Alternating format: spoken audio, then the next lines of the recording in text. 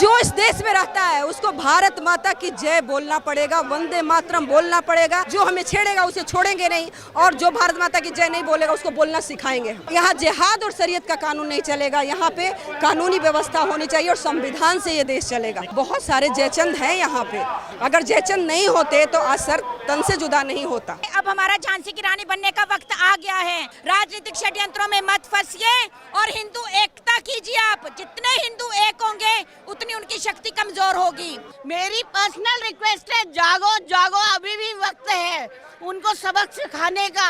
और उनकी क्रियाएं देखो, वो प्रेस करते हुए थूकते हैं, वो दूध में बांटने आते हैं तो दूध में थूक रहे हैं।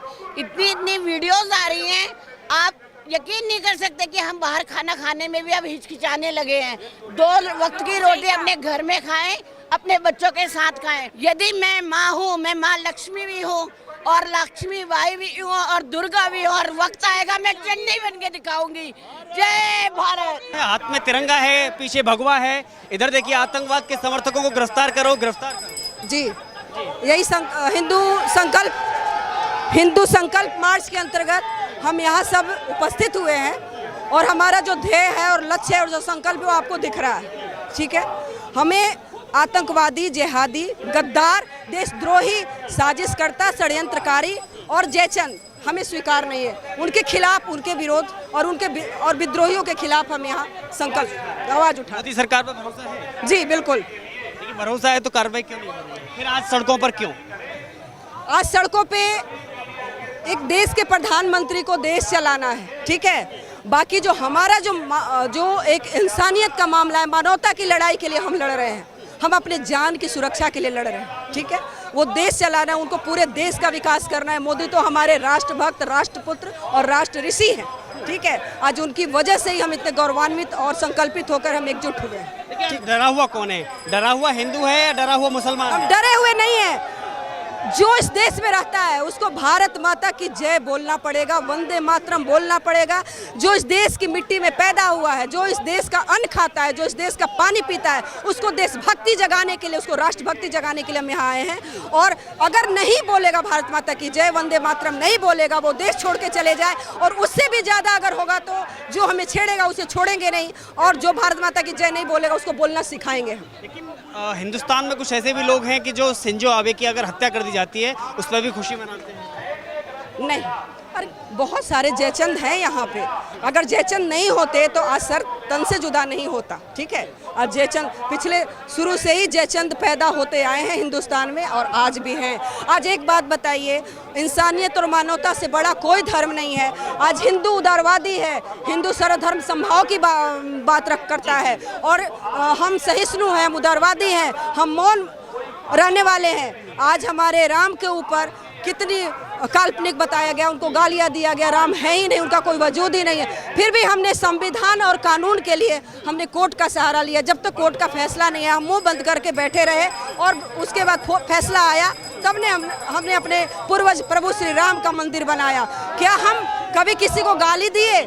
आज हमारे देवी देवताओं के साथ, जो भावनाओं के साथ, आस्थाओं के साथ जो खिलवाड़ होता है, जो आज हमें हमारे देवी देवताओं का गाली देते, अपमान करते हैं, तो बताइए हम कुछ बोलते हैं? नहीं बोलते हैं ना। हम कोर्ट या कानून का सहारा लेते हैं, क्योंकि यहाँ जिहाद और शरीयत का कानून नहीं चलेगा। यहाँ पे कानूनी व्यवस्था होनी चाहिए और संविधान से ये देश चलेगा। जिहादियों का इलाज क्या है?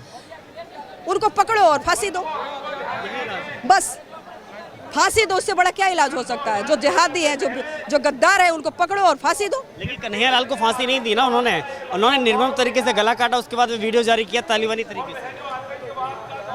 कन्हैया लाल गद्दार था क्या?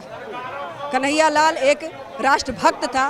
वो उनके लिए काफिर था, उनके लिए काफिर था। मुझे बताइए कौन सा धर्म है, कौन सा मजहब है, कौन सा संप्रदाय? मुझे आज तक समझ में नहीं आया, मुझे आज तक समझ में नहीं आया। सब इंसानियत और मानवता से प्रेम करते हैं। ये सरतन से जुदा करने वाली जो बात है वो किस खुदा को पसंद है?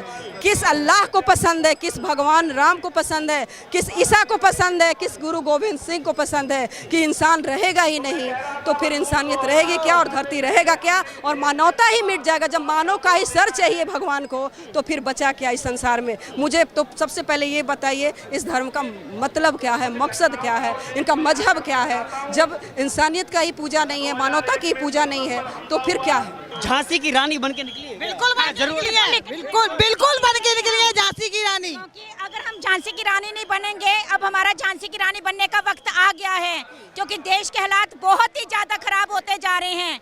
क्योंकि नारी शक्ति में जो शक्ति है वो किसी में नहीं हो सकती, क्योंकि नारी दुर्गा भी बन सकती है, चंडी भी बन सकती है, कुछ भी बन सकती है। हम ये चीज हरगिज बर्दाश्त नहीं करेंगे। ये जो हमारे देश में निरंतर होता जा रहा है, हम बिल्कुल भी बर्दाश्त नहीं करेंगे। ये बहुत ही ज्यादा शर्म की बात है हम हिंदुओं के लिए, हमारे देश के संविधान के लिए, देश के कानून के लिए। एक नुपुर शर्मा को बनाकर एजेंडा लोगों को गुमराह किया जा रहा है। मैं लोगों से यह अपील करना चाहूंगी, किसी राजनीतिक षड्यंत्र में मत फंसिए, दिमाग अपना लगाइए। जब तक हम हिंदू अपना दिमाग नहीं लगाएंगे, हम कभी भी कामयाब नहीं होंगे और इन हादसों से नहीं बच पाएंगे। हम हिंदुओं को अपना दिमाग लगाना पड़ेगा और हिंदुओं को जागृत होना पड़ेगा। राजनीतिक षड्यंत्रों में मत फंसिए और हिंदू एकता कीजिए। आप जितने हिंदू एक होंगे, उतनी उनकी शक्ति कमजोर होगी। सवाल ये है कि कन्हैया लाल की पत्नी का, उसकी माँ का दर्द क्या होगा, जिसने अपने पति को खो दिया हो। आखिर उसका कसूर क्या था कि नुपुर शर्मा का समर्थन कर देना?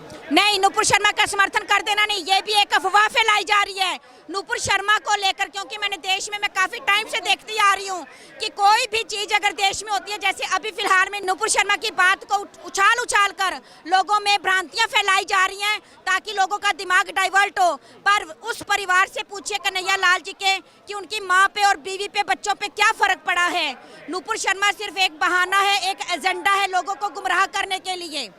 तो मैं यही कहूंगी कि इन एजेंडों में मत फंसिए, अपने आप को मत फंसाइए और हिंदू सभी एक हो जाइए। इलाज क्या है ऐसे लोगों का? इलाज तो ऐसा है कि एक हिंदू धर्म में हम लोग जन्मे हैं, तो यदि हमें बचपन से ये सिखाया गया हिंदू मुस्लिम भाई भाई, पर कब तक वो भाई बने। उन्होंने घर में आके उस कन्हैया लाल को अपनी नाप देते हुए उसका कत्ले आम किया और बीच रोड में खून की नदियां बहाई। क्या कोई सहन कर सकती है? मैं भी एक माँ हूँ, यदि मेरे बेटे के साथ ऐसा होता है तो दिल इतना कांपा था कि उस दिन उस नुपुर शर्मा के साथ हुआ है, कल मेरे साथ भी होगा। उस कन्हैया लाल की माँ के साथ हुआ है, कल को मेरे बच्चे क्या सेफ है? नहीं। मेरी बेटियां क्या सेफ है? नहीं।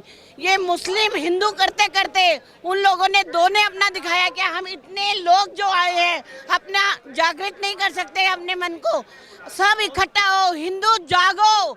मेरी पर्सनल रिक्वेस्ट है, जागो जागो, अभी भी वक्त है उनको सबक सिखाने का कि हम अपने वहाँ तुम्हें पनाह दे सकते हैं। हम अतिथि मान के लगाते हैं, हमारे घर कोई मुस्लिम भी आता है उसे हम पानी पिलाते हैं, और उनकी क्रियाएं देखो, वो प्रेस करते हुए थूकते हैं, वो दूध में मारने आते हैं तो दूध में थूक रहे हैं।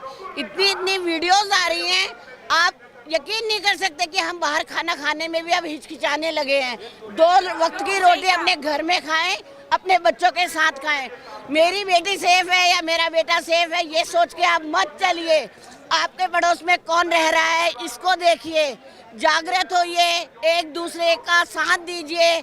यदि मैं माँ हूँ, मैं माँ लक्ष्मी भी हूँ और लक्ष्मी बाई भी हूँ और दुर्गा भी हूँ, और वक्त आएगा मैं चंडी बन के दिखाऊंगी। जय भारत, भारत माता की जय। यही वजह है कि महिला शक्ति अपने रसोई के काम को छोड़कर क्या सड़कों पर आई? यही कारण है, और हम शांति बनाना चाहते हैं। उन भाइयों से हाथ जोड़ के प्रार्थना है, देश को बांटे नहीं, देश को वो नहीं करें, देश वो शांति बनाए रखें। जो कन्हैया लाल की माँ के अंदर बीत रही है वो हमारे अंदर भी बीत रही है, तो ऐसी डर ना फैलाएं। वो हमारे ही भाई हैं, जो मुस्लिम भाई हैं वो हमारे। कहना चाहूंगी मैं मुस्लिम भाइयों से सिर्फ एक सवाल पूछना चाहती हूँ, आप सड़क के बीच में नमाज पढ़ते हो, आज तक हम हिंदुओं ने कभी आपको टोका नहीं। आज अगर हम अपने धर्म को आगे बढ़ा रहे हैं, अपने धर्म के लिए खड़े हो रहे हैं, तो आप ऐसे कत्लेआम करेंगे, ये हम नहीं होने देंगे, किसी हालत में नहीं होने देंगे। उतरेंगी सड़क पे,